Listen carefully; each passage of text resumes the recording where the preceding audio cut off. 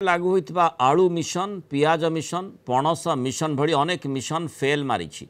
एथिरे स्वावलंबनशील हेबाकु पड़िबो। अन्य राज्य उपरे निर्भरशीलता धीरे धीरे बंद कराजिबो। आज ओयूएटीर वार्षिक उत्सव में जोगदे मुख्यमंत्री मोहन माझी यह कहिसंति। सेहि भली 58टी सब डिविजन रे शीतल भंडार करिबा पई पदक्षेप निया जाइछि। आगामी 5 वर्ष रे प्रति ब्लॉक रे शीतल भंडार करिबाकु लक्ष्य रखा जाइछि बोली मुख्यमंत्री कहिसंति। सेपटे बीजेडी मुख्यमंत्री आरोप पर प्रतिक्रिया रखी। घरे न पशुणु मुंडरे चाल बाजिला। सरकार आसबार 3 मास भितर आलू समस्या संभाली पारिले नाही। बीजेपी सरकार आसंता 5 वर्ष मध्य बाहर राज्य गोटे ट्रिप आलू न आनी राज्यर आवश्यकता अनुसार आलू उत्पादन करिपारले आमे जानिबु तुमे ओडिया अस्मितार धारक बोली खोला चैलेंज देछि बीजेडी।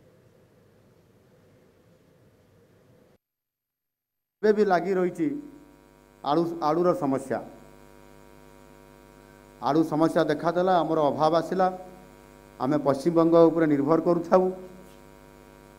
आमर आलू मिशन फेल मारला परे गत सरकार आमे ताकू परवर्ती पर्याय से सरकार ध्यान देले नहीं एवं प्रायतः प्रति वर्ष गोटे समय रे आलूर संकट देखा दी थाए।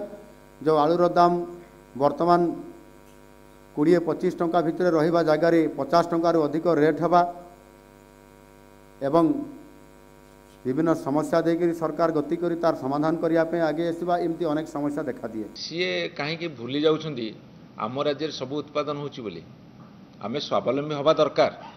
सेति उद्यम कराई चाउल बड़का राज्य में माननीय नवीन पट्टनायक 24 वर्ष भितर परिणत करछंदी एवं शस्य खाद्य शस्य उत्पादन होता जिते 50 लाख मेट्रिक टन ताकू 150 लाख मेट्रिक टन नहीं पहुँचेले।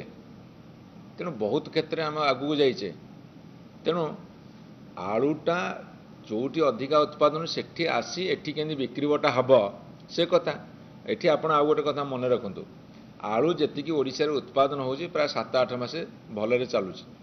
यही जो पीरियडटा यही 4-5 मास यही पीरियडटा बाहर आलू मगाती सी तो सेतिके 3 मास भितर संभाली पारलेनी। मु तांको स्वागत करुच्ची। जदि से 5 वर्ष भितर आलू उत्पादन करी बाहर गोटे ट्रिप न आनिबे ताले आमे जानिबु तमे ओडिया अस्मितार धारक और बाहक।